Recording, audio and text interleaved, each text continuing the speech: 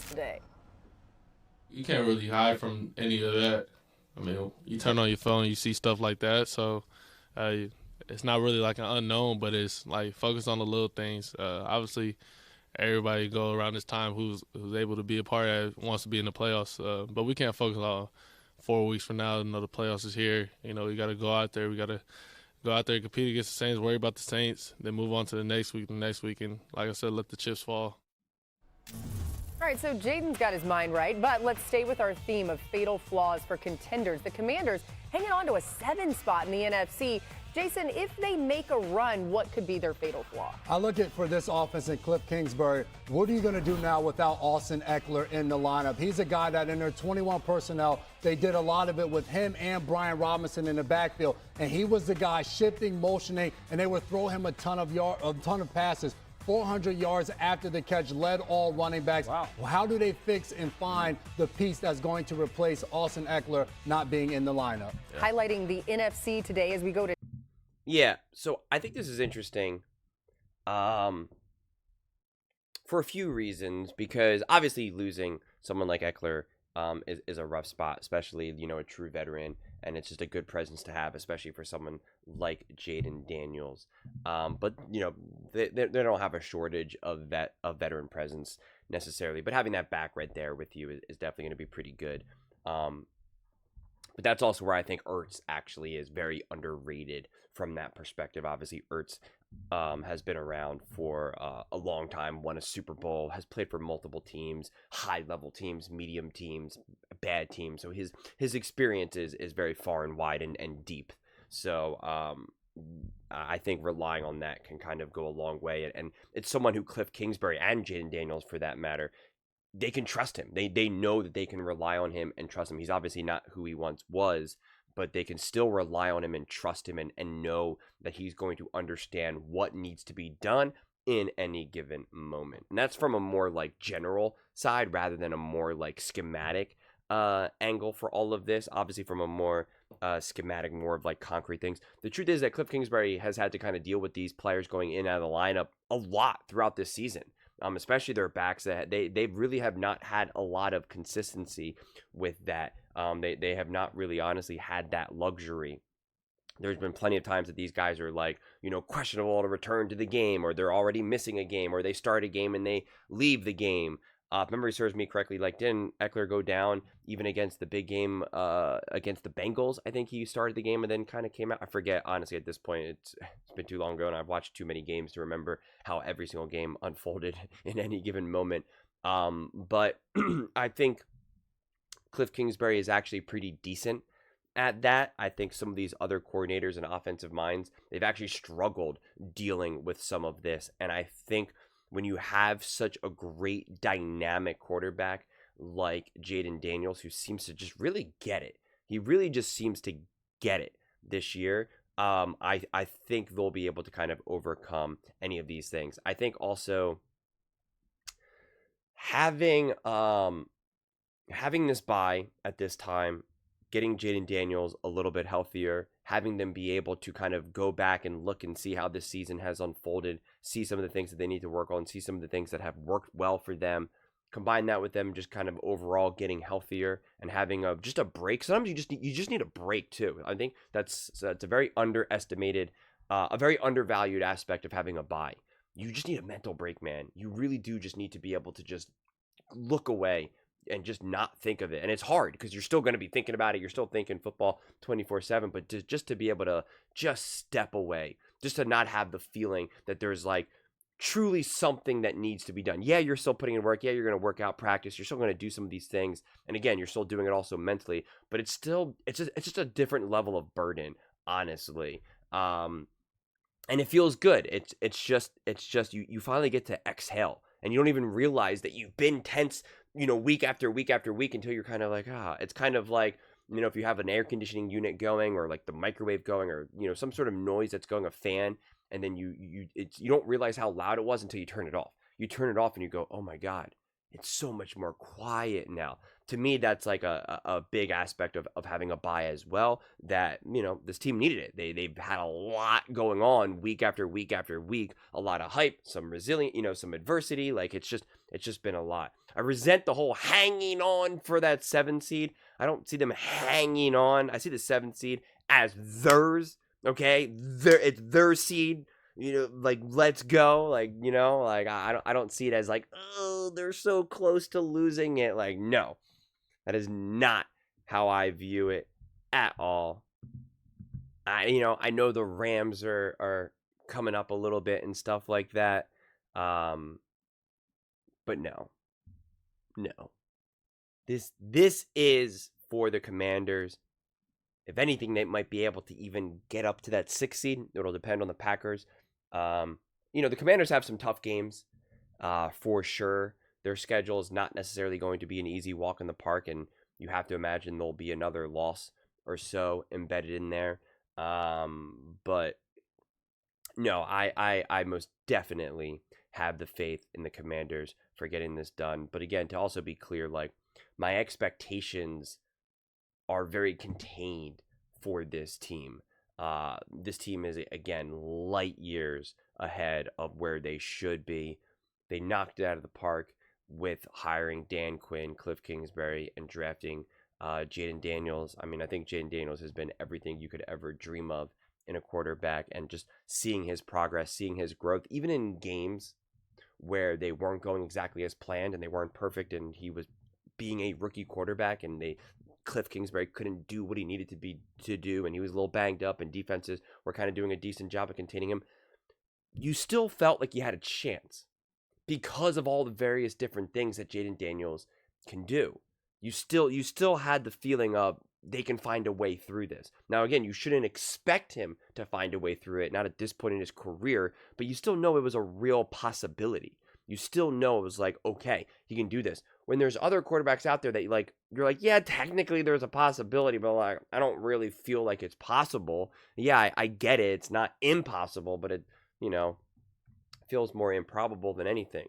And you just don't get that sense. So to me, even in some of those rough outings that the Commanders had, there was still a tremendous positive takeaway from it. So they got some key games coming up, most definitely. If we look at their next 2 games, they got the Saints, which I'm pretty sure you're going to be going up against a backup quarterback. The Eagles. This will be another tough divisional game. Then you have the Falcons. Like, again, it's going to be fascinating. Is it Kirk Cousins? Is Kirk Cousins throwing 12 interceptions? Is it Penix? Is it going to be Penix's like first game ever, second game ever, right? Like, I'm going to like your odds there. And then the Cowboys. And then at that point, who knows what's going on with the Cowboys? Is Micah Parsons playing? Have they shut down everyone? Are they really angry? And are the Commanders actually technically fighting for a playoff spot? And now the Cowboys are going to want to go all in to try to spoil it for them. I mean, like, who really honestly knows what that game, what will matter for that game? Well, the Commanders already lock up a playoff spot, and it doesn't matter. Actually, like, they're resting their starters. They're resting Jaden Daniels, right? Like, that's also a legitimate possibility. So, I think there's a lot of positives on the horizon for the Commanders just this season alone. I think the Saints game is pretty perfect for them to come out of the bye and to kind of get reintegrated, get resituated. Because also kind of like a bye, it's also kind of like being on vacation. You on one side, it's really great. Like I told you, you relax, you get to breathe and all of that. But on the other side, you have to be like, oh yeah, right. I play football for a living. I forgot. I forgot about that.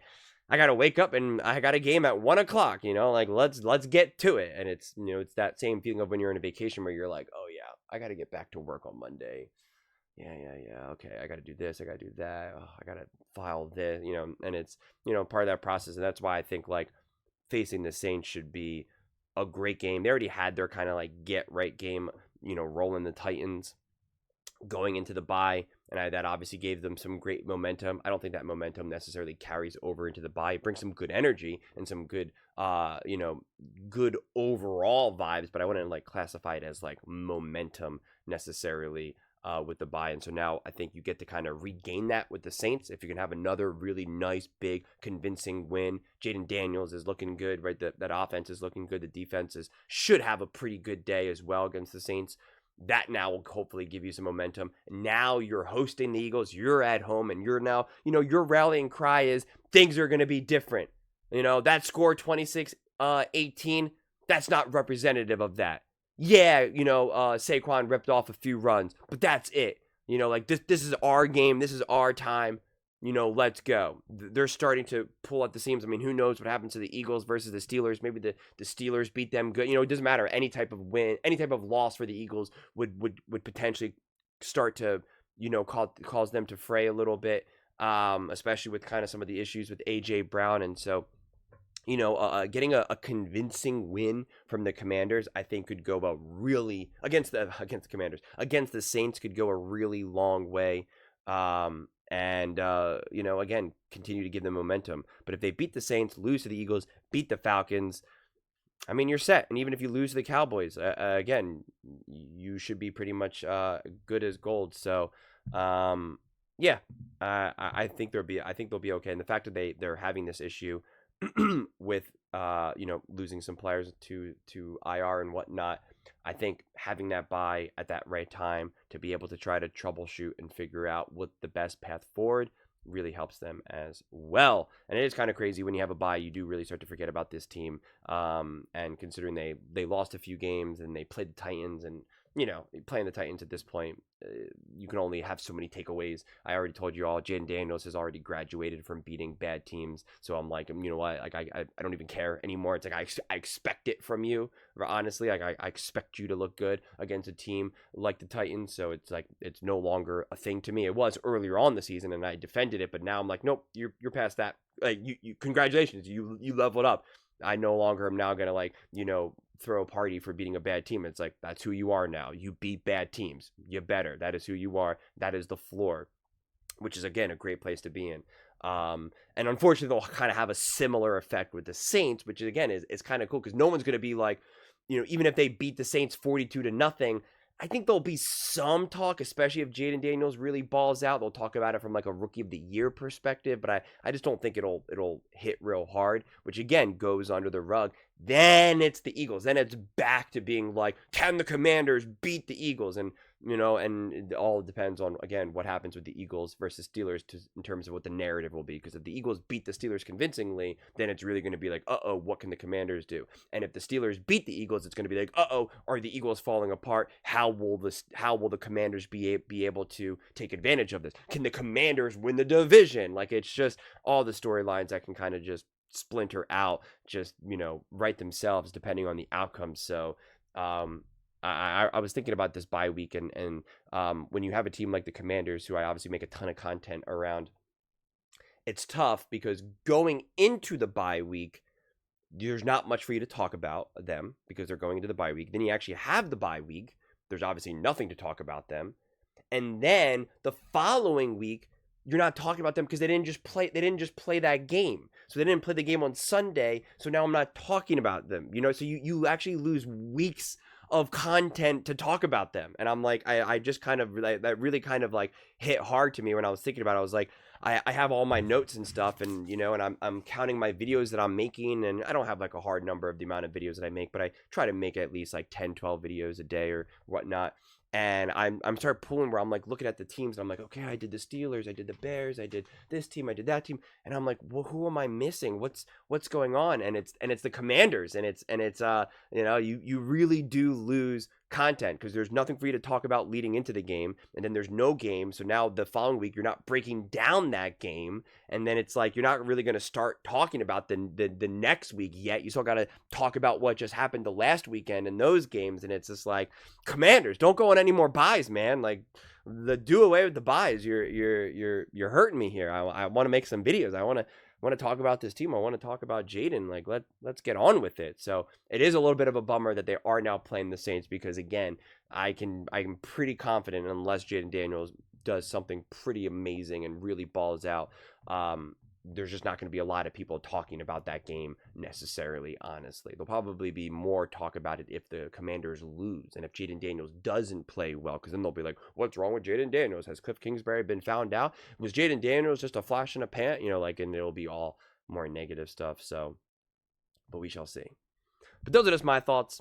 I'd absolutely love to hear yours. What do you guys all think about the Washington Commanders? What do you think their fatal flaw is? How you feeling coming out of the bye, going up against the Saints Let me know in the comments below. I read every single comment, so whether you agree with me or disagree with me, either way, let's get in some discussions, let's get in some fights, but ultimately, let's just have some fun. And please do consider subscribing. We are building an amazing community here, and I absolutely love to see you part of it. I want to build something that we all genuinely feel connected to, something that we're really excited to be part of. I think we're well on our way to doing it. And please don't forget to give this video a thumbs up, as it really does help the visibility and the algorithm. Thank you so much, and see you next time.